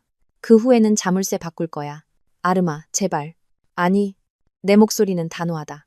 당신이 선택했어. 당신은 나를 단순하다고 불렀고 유나에게 내가 다루기 쉽다고 말했어. 당신은 내 집에서 당신의 정부에게 저녁 식사를 차리게 함으로써 나를 모욕할 계획이었지. 나는 그런 뜻이. 당신이 무슨 뜻이었는지는 중요하지 않아. 당신이 무엇을 했는지가 중요하지. 나는 숨을 고른다. 필수품 챙길 시간 이틀 줄게. 남겨두고 가는 건 뭐든지 기부하거나 버릴 거야. 그는 모든 움직임이 그에게 무언가를 희생시키는 것처럼 천천히 일어선다. 그는 몇 시간 전 이것이 즐거운 저녁 식사가 될 것이라고 생각했을 때 의자에 걸쳐두었던 코트를 집어든다. 문에서 그는 마지막으로 한 번 더 돌아본다. 미안해. 그가 속삭인다. 모든 것에 대해서. 이게 아무것도 해결하지 못한다는 거 알지만 그래도 미안해. 미안하다는 말로는 충분하지 않아. 내가 말한다. 문이 그 뒤로 부드러운 딸깍 소리와 함께 닫힌다. 그 소리는 침묵 속에서 부자연스러울 정도로 크게 느껴진다. 나는 그 닫힌 문을 응시하며 얼어붙어 서 있다. 아파트는 냉장고의 윙윙거리는 소리와 아래거리에서 들려오는 희미한 교통소음을 제외하고는 완전히 조용하다. 다은이가 내 옆에 나타난다. 언니? 그리고 그때 내가 무너진다. 다리에 힘이 풀리고 나는 가장 가까운 의자에 주저앉는다. 울음은 내 안 깊은 곳, 몇 주 동안 내가 가둬두었던 곳에서 터져나온다. 가슴이 아프고 목이 타들어가는 듯한 추하고 숨막히는 온몸으로 우는 울음이다. 다은이는 내 옆에 무릎을 꿇고 나를 팔로 감싼다. 내가 있잖아 언니. 다 쏟아내. 나는 내가 가졌다고 생각했던 결혼을 위해 운다. 내가 현준이라고 생각했던 남자를 위해 운다. 내가 사랑이 그런 모습이라고 믿으며 나 자신을 더 작게 만들며 보낸 4년을 위해 운다. 내가 그를 만났을 때의 나, 자신감 있고 직업이 있고 독립적이었던 여자를 위해, 그리고 작고 순종적이고 보이지 않게 된 여자를 위해 운다. 강지혜는 우리에게 공간을 주며 조용히 아파트를 돌아다닌다. 나는 그녀가 장비를 챙기는 소리를 듣고 망가진 저녁 식탁 사진을 찍는 것을 본다. 내 법률 파일을 위한 증거. 그녀는 전문적이고 효율적이며 내가 관찰당한다는 느낌 없이 무너지도록 내버려둔다. 왜 이게 더 기분 좋게 느껴지지 않는 걸까? 내가 눈물 사이로 다은이에게 묻는다. 내가 이겼잖아. 그들을 폭로했고 모든 걸 지킬 거고. 그런데 왜 이렇게 느껴지는 걸까? 다은이는 우리가 어렸을 때 엄마가 그랬던 것처럼 내 머리카락을 얼굴에서 쓸어 넘겨준다. 언니가 그를 사랑했으니까. 언니가 결혼을 믿었으니까. 복수는 그 고통을 지우지 않아. 그저 언니가 반격할 만큼 강했다는 걸 증명할 뿐이야. 나는 강하다고 느껴지지 않아. 파괴된 것 같아. 둘 다일 수 있어. 둘 다일 수 있다고. 그녀는 나를 더 꽉 안아준다. 언니는 방금 언니의 모든 삶을 불태웠어. 아르마. 잃어버린 것을 애도하는 건 괜찮아. 비록 그것을 잃는 것이 필요했더라도. 강지혜가 조용히 다가온다. 저는 이만 가보겠습니다. 내일 오후까지 변호사님께 전체 보고서를 보내드릴게요. 뭐 필요한 거 있으시면 뭐든지요. 전화 주세요. 밤이든 낮이든. 나는 그녀에게 고맙다고 고개를 끄덕인다. 그녀는 내 어깨를 한번 쥐어주고 떠난다. 다은이는 거의 자정까지 나와 함께 있어준다. 그녀는 내가 식탁을 치우는 것을 도와준다. 손대지 않은 음식을 쓰레기통에 긁어 모으고 내가 아마 다시는 쓰지 않을 결혼 예물 식기를 식기세척기에 넣는다. 그녀는 리넨 옷장에서 식탁볼을 찾아 하얀 천 위에 와인 얼룩을 덮는다. 이건 나중에 처리하자. 그녀가 말한다. 우리 집에 와서 자. 다은이가 제안한다. 오늘 밤 혼자 있으면 안 돼. 하지만 나는 고개를 젓는다. 나 여기 있어야 해. 나는 모르겠어. 정리할 시간이 필요해. 정말 괜찮겠어? 그녀는 문에서 나를 꽉 안아준다. 뭐 필요한 거 있으면 전화해. 진심이야. 새벽이시라도 상관없어. 다시 올게. 알아. 고마워. 그녀가 떠난 후 나는 갑자기 거대하고 텅 비게 느껴지는 아파트에 서 있다. 나는 천천히 방들을 둘러보며 이제는 다르게 본다. 현준이 거의 인정하지 않았던 식사를 몇 시간 동안 요리했던 주방. 우리가 그의 동료들을 초대하고 내가 우아한 안주인 역할을 했던 것일. 우리가 침대를 공유했지만 다른 어떤 것도 공유하지 않게 된 침실. 현준의 존재는 어디에나 있다. 옷장 안에 그의 옷들. 비싼 정장, 캐시미어 스웨터. 모든 것이 완벽하게 정리되어 있다. 욕실에 그의 세면도구들, 카운터에 그의 쪽에서 키 순서대로 줄지어 있다. 게스트룸이었지만 그의 사무실이 된 곳에 책상 위에 그의 노트북. 나는 그의 물건들을 모으기 시작한다. 조심스럽게 싸는 것이 아니라 그냥 옷걸이에서 옷을 꺼내 문 옆에 쌓아둔다. 나는 그것들이 사라지기를 원한다. 내 공간에서 그의 모든 흔적이 제거되기를 원한다. 하지만 어떤 것들은 그렇게 쉽게 제거할 수 없다. 벽에 걸린 사진들. 우리의 결혼식 날, 우리 둘 다 영원을 믿는 것처럼 웃고 있다. 결혼 첫 해에 떠났던 주말 여행. 그의 회사 송년회에서 그의 팔이 나를 감싸고 있다. 우리 둘 다 차려입고 완벽한 커플처럼 보인다. 그것 중 어느 것이 진짜였을까? 아니면 나는 그때도 그의 삶에서 역할을 연기하고 있었을까? 나는 결혼식 사진을 내려 사이드보드 위에 뒤집어 놓는다. 지금은 그것을 볼 수 없다. 우리가 함께 산 소파는 아직 여기에 있다. 우리는 가죽과 패브릭에 대해 유쾌하게 논쟁하며 가구점을 돌아다니는데 꼬박 토요일을 보냈고, 결국 우리 둘 다 사랑하지는 않지만 둘 다 참을 수 있는 이 회색 천소파로 타협했다. 그것이 우리 결혼이 된 것이라는 것을 깨닫는다. 내가 원하는 것을 포기하고 그가 참을 수 있는 것을 받아들인 타협들. 나는 와인 한 잔을 따른다. 아이러니하게도 유나가 가져온 비싼 병이다. 그리고 한남동이 내려다 보이는 바닥부터 천장까지 이어진 창가에 선다. 도시는 내 아래에 반짝이며 무관심하게 펼쳐져 있다. 저기 어딘가에서 현주는 오늘 밤 어디서 잘지 알아보고 있을 것이다. 유나는 아마 이미 상황을 통제하려 애쓰고 있을 것이다. 친구들에게 전화하고 자신을 희생자로 만들기 위해 이야기를 꾸며내고 있을 것이다. 장태진과 장수연은 그들의 결혼을 끝낼 수도 아니면 어떻게든 구할 수도 있는 대화를 나누고 있을 것이다. 그리고 나는 여기, 마침내 내 것이 된 이 아파트에 있다. 승리에도 불구하고 텅 빈 기분이다. 나는 이겼다. 나는 이 복수에서 원했던 모든 것을 얻었다. 현주는 폭로되고 모욕당하고 모든 것을 잃고 있다. 유나의 경력은 파괴되었다. 나는 아파트, 자산의 절반, 내 존엄성을 지켰다. 그런데 왜 나도 무언가를 잃은 것 같은 기분이 드는 걸까? 나는 잠들지 않는다. 잠들 수 없다. 우리가 함께 산 그 회색 소파에 앉아 하늘이 검은색에서 남색으로 그리고 옅은 분홍색으로 서서히 변하는 것을 지켜본다. 내 휴대폰은 커피 테이블 위에 있고 나는 그것이 주기적으로 알림으로 빛나는 것을 본다. 다은이로부터 온 문자. 언니 생각하고 있어. 필요하면 전화해. 강지혜로부터 온 예비 메모가 담긴 이메일. 아직 듣지 않은 내 변호사로부터 온 음성 메일. 오전 7시 전화가 울린다. 나는 화면을 보지 않고 받는다. 아름씨, 김승희 변호사입니다. 그녀의 목소리는 활기차고 전문적이며 에너지가 넘친다. 그녀가 일요일 아침에 전화하는 이유는 이 사건이 그녀의 이번 달 하이라이트가 되었기 때문이다. 강지혜 씨가 어젯밤 영상을 보내줬어요. 정말 완벽해요. 명확하고 기록되었고 여러 증인이 있어요. 현준 씨는 이 싸움을 하지 않을 거예요. 할 수가 없죠. 증거가 압도적이에요. 좋아요. 내가 말한다. 내 목소리는 내 귀에도 평탄하게 들린다. 서류는 월요일 아침 9시 정각에 접수될 겁니다.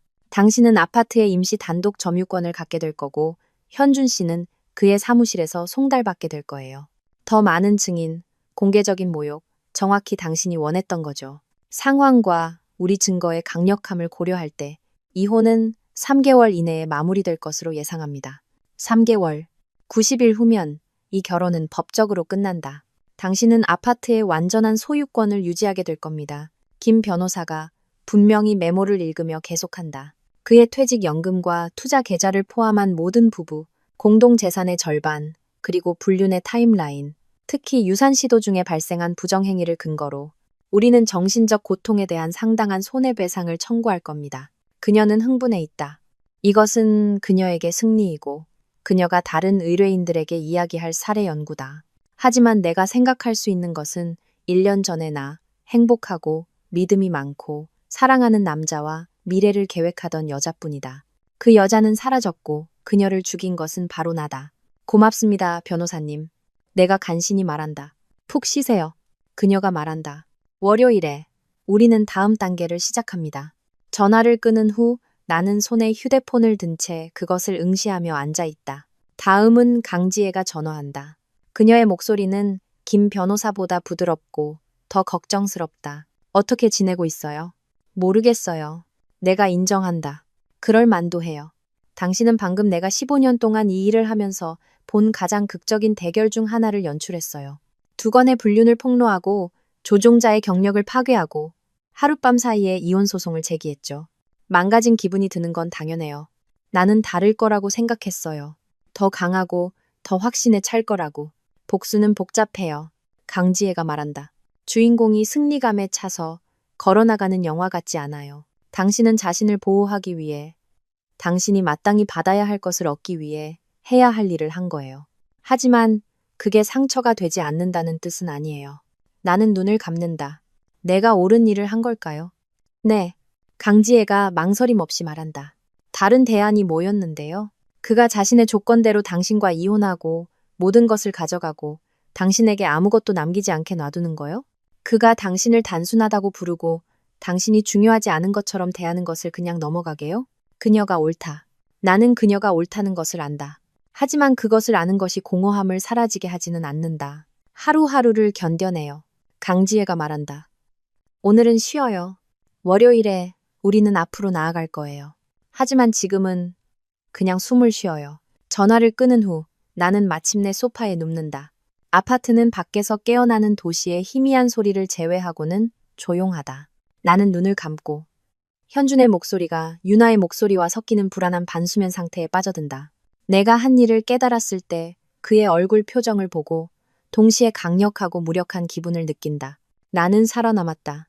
나는 반격했다. 나는 이겼다. 하지만 나는 이긴 후에 무엇이 오는지 아직 모른다. 월요일이 온다. 나는 억지로 소파에서 일어나 샤워하고 깨끗한 옷을 입는다. 눈은 울어서 부어있고 잠을 못 잤기 때문에 잠을 못 잔 것처럼 보인다. 하지만 나는 간신히 몸단장을 한다. 오전 9시 김승희 변호사가 전화해서 서류가 접수되었음을 확인한다. 현주는 20분 전에 그의 동료들 앞에서 사무실에서 송달받았다. 내가 원했던 공개적인 모욕. 그는 어떻게 반응했나요? 내가 묻는다. 왜 신경 쓰는지 모르겠다. 송달 집행관에 따르면 그는 창백해져서 즉시 떠났다고 합니다. 한마디도 하지 않았고요. 나는 그녀에게 고맙다고 말하고 전화를 끊는다. 그 후의 날들은 흐릿하게 섞인다. 현주는 화요일에 이삿짐 센터와 함께 와서 내가 침실에 머무는 동안 그의 물건들을 싼다. 나는 그를 보고 싶지 않다. 그가 내놓을지 모를 변명이나 사과를 듣고 싶지 않다. 다은이가 그날 나와 함께 있어주며 우리 사이의 물리적인 장벽이 되어준다. 수요일까지 그의 물건 대부분이 사라진다. 아파트는 동굴처럼 느껴지고 텅 비었지만 어쩐지 더 가벼워졌다. 이혼 절차는 빠르게 진행된다. 강지혜가 수집한 증거와 크리스마스 저녁 식사 영상으로 현준의 변호사는 그에게 싸우지 말라고 조언한다. 혼전 계약서는 무효이고 부정행위는 어떤 논쟁에 여지없이 기록되었다. 1월 말까지 우리는 단지 세부 사항을 협상하고 있을 뿐이다. 자산 분할, 합의 조건. 현주는 김 변호사가 요구하는 모든 것에 동의한다. 나는 그가 단지 이 모든 것을 끝내고 싶어 한다고 생각한다. 그의 명성의 잔해에서 멀리 떨어진 곳에서 사라져 재건하고 싶어 한다. 2월, 나는 지인들을 통해 한유나가 서울을 떠났다는 소식을 듣는다. MBK 파트너스는 크리스마스로부터 48시간 이내에 그녀를 해고했고 다른 어떤 주요 로펌도 그녀를 받아주지 않았다. 법조계는 좁고 소문은 빨리 퍼진다. 장수현은 3월 초에 장태진을 상대로 이혼 소송을 제기한다. 나는 공공기록에서 그 소송을 본다. 그녀는 아이들의 완전한 양육권과 자산의 대부분을 요구하고 있다. 나는 그녀가 요구하는 모든 것을 얻기를 바란다. 내 자신의 이혼은 3월 12일에 마무리된다. 다른 날과 다를 바 없는 화요일이지만 내 결혼의 법적인 종말을 고하는 날이다. 나는 이제 아파트 전체를 소유한다. 현주는 그의 차, 그의 퇴직연금의 절반을 뺀 나머지. 그리고 우리가 함께 모은 것의 약 30%를 가지고 떠났다. 나는 나머지 모든 것을 얻었다.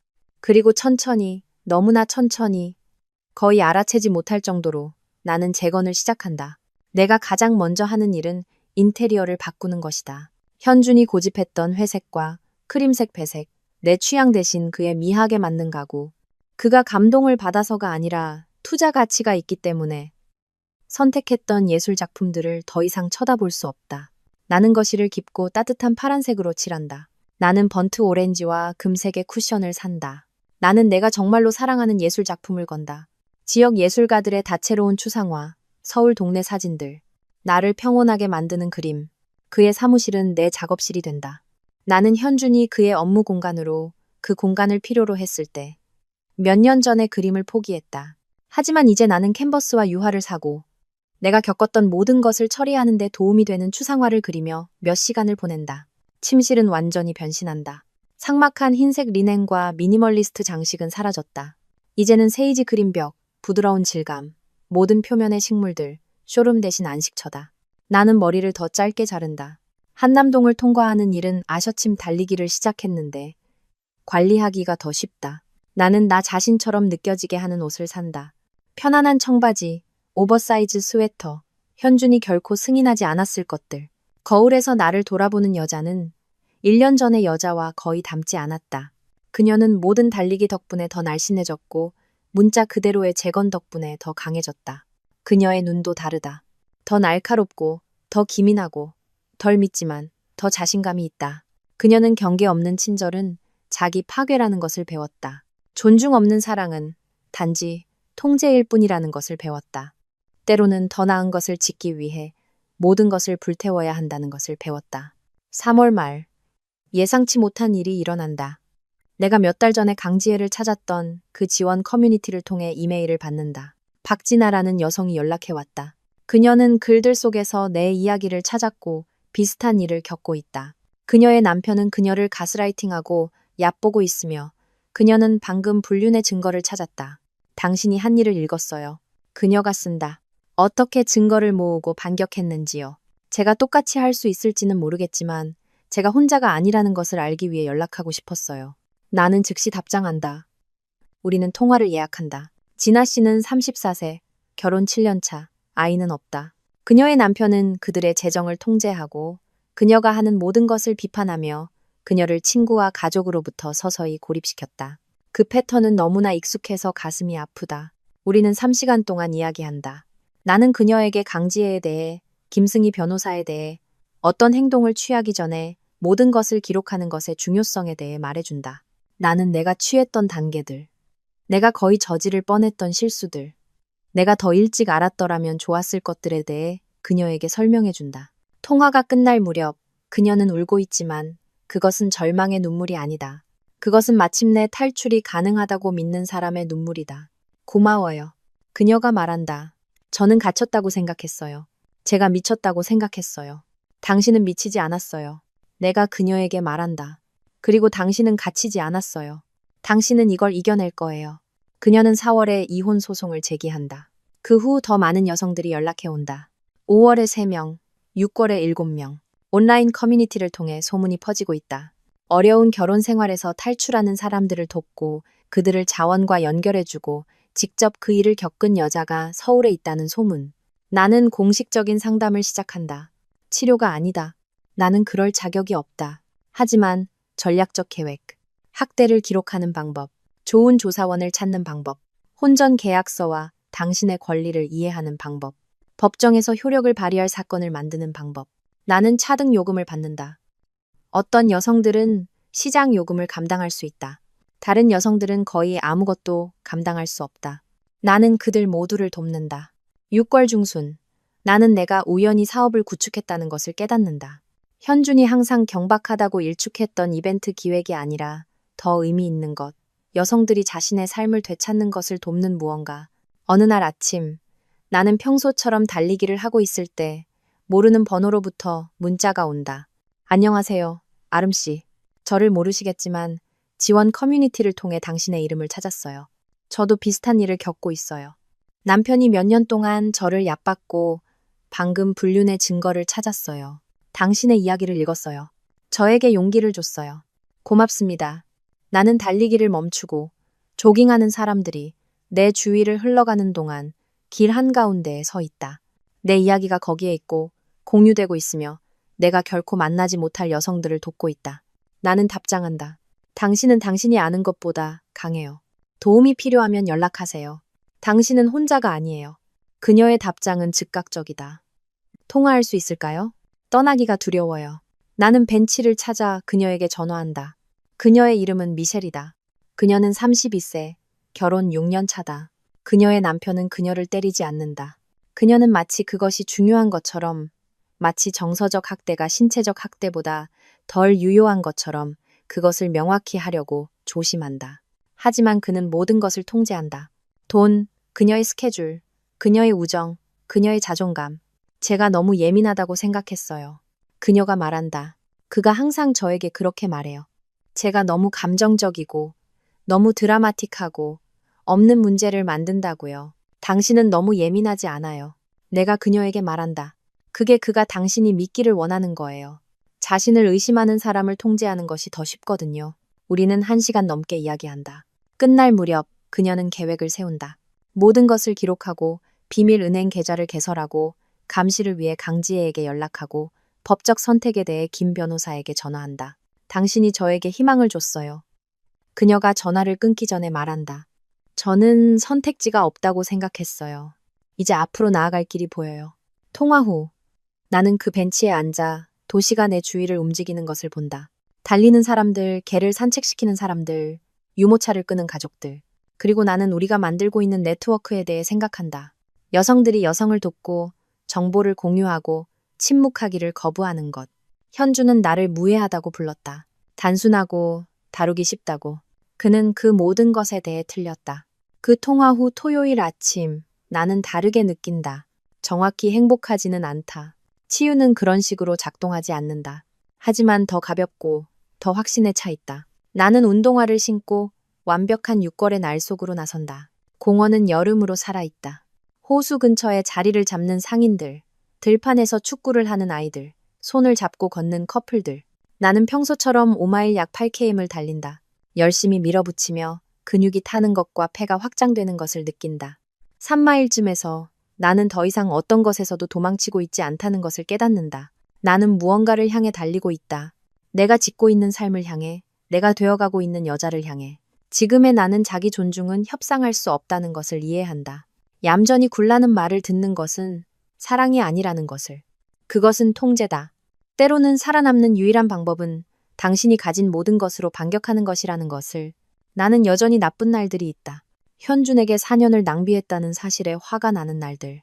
내가 가졌다고 생각했던 결혼을 애도하는 날들. 배신이 멀게 느껴지는 대신 신선하게 느껴지는 날들. 하지만 나는 또한 좋은 날들도 있다. 의뢰인이 내가 그녀의 삶을 구했다고 말하는 날들. 내 작업실에서 아름다운 무언가를 그리는 날들.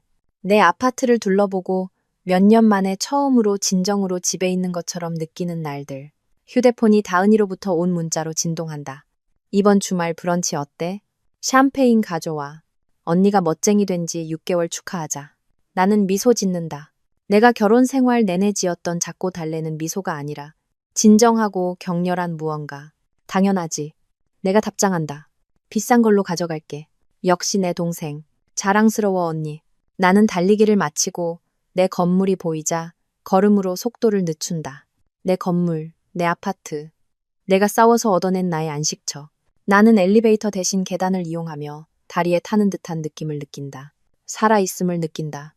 아파트는 내가 달리기 전에 내리도록 설정해둔 커피 냄새가 난다. 아침 햇살이 창문을 통해 들어와 파란 벽, 다채로운 예술작품, 내가 여기저기 흩어놓은 식물들을 비춘다. 공간은 현준의 것이 아니고 우리의 것도 아니고 나의 것이다. 나는 커피를 따르고 그 바닥부터 천장까지 이어진 창가에 서서 아래 공원을 내려다본다.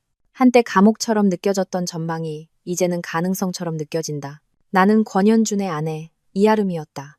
얌전히 굴라는 말을 들었고 단순하고 다루기 쉽다고 불렸으며 결혼이 끝난 후 조용히 사라져야 했던 여자.